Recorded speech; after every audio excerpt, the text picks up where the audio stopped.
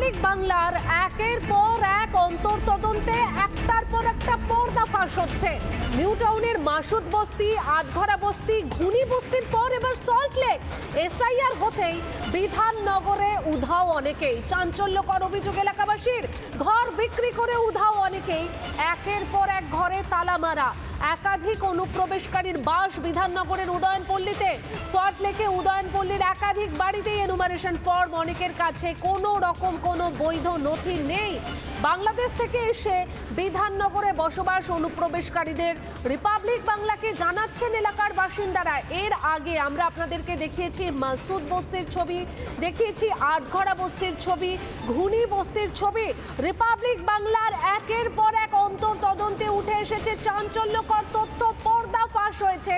আর এবার দেখা যাচ্ছে সল্টলেক, যেখানে একটার পর একটা ঝাঁ চকচকে অফিস রয়েছে, সেইখানে দেখা যাচ্ছে এসআইআর চালু হতেই বিধাননগরে উধাও হয়ে যাচ্ছেন অনেকেই। স্থানীয়দের সঙ্গে কথা বলেছিলেন আমাদের প্রতিনিধি অনুপম। কি জানাচ্ছেন স্থানীয়রা, শুনবো।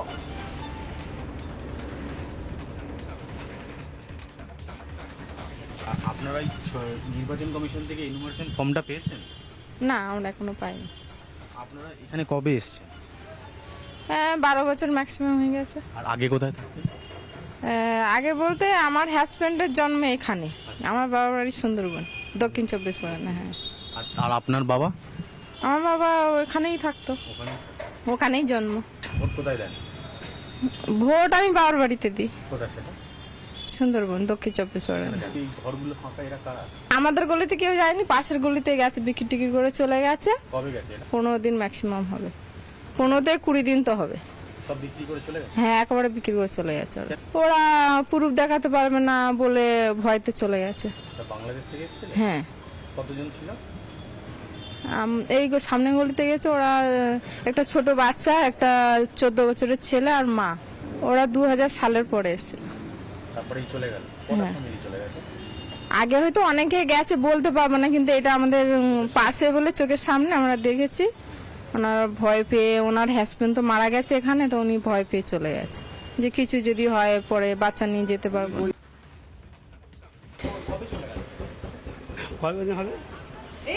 বেশি তো হয় না, 15-20 দিন হবে। কোথা থেকে এসেছিল? বাংলাদেশি বাড়ি। বাংলাদেশের বাড়ি? এখানে কিনেছিল জায়গা? হ্যাঁ, ওরা অনেকদিন দিয়ে ছিল। তারপর 15 দিন চলে গেল? হ্যাঁ, তা তো বলতে হবে, বলছে আমার মারা গেছে। কেউ দেখার মতো। হ্যাঁ, ওই যেসব কাগজপত্র যেসব ভয়ে চলে গেছে। কটা লোক আছে তোমাদের এখানে গলিতে? লোক আছে এখানে। কজন গেছে? ওরা গেছে 4 জন। 4 জন গেছে। ঘরে একটাই ফাঁকা হয়েছে। আচ্ছা, বাংলাদেশ সব বাংলা।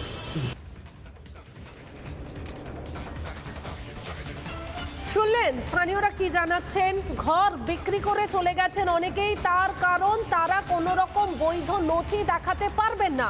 আমাদের প্রতিনিধি অনুপম পুরো এলাকা ঘুরে দেখেছে, ঠিক কি ছবি উঠে এলো দেখাই আপনাদের।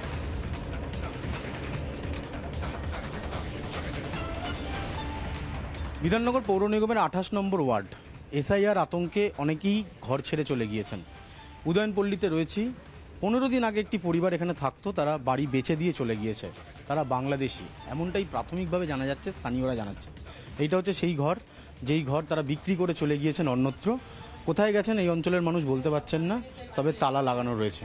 স্থানীয় সূত্রে যেটা আমরা পাচ্ছি যে অনেকেই এখানে থাকতেন যারা বাড়ি বিক্রি করে চলে গিয়েছেন। এখন প্রশ্ন হচ্ছে এসআইআর আতঙ্কে তারা কেন গেলেন, এতদিন কোথায় ছিলেন, এই প্রশ্নটা বড় হয়ে দাঁড়াচ্ছে। ক্যামেরা দীপঙ্কর কাঞ্জিলালের সাথে অনুপম পাত্র, রিপাবলিক বাংলা, কলকাতা। নানা ধরনের কন্টেন্ট দেখার জন্য লাইক করুন, শেয়ার করুন আমাদের ফেসবুক পেজ, সাবস্ক্রাইব করুন আমাদের ইউটিউব চ্যানেল। পাশাপাশি অন্যান্য ব্রেকিং নিউজের জন্য অবশ্যই চোখ রাখুন রিপাবলিক বাংলায়।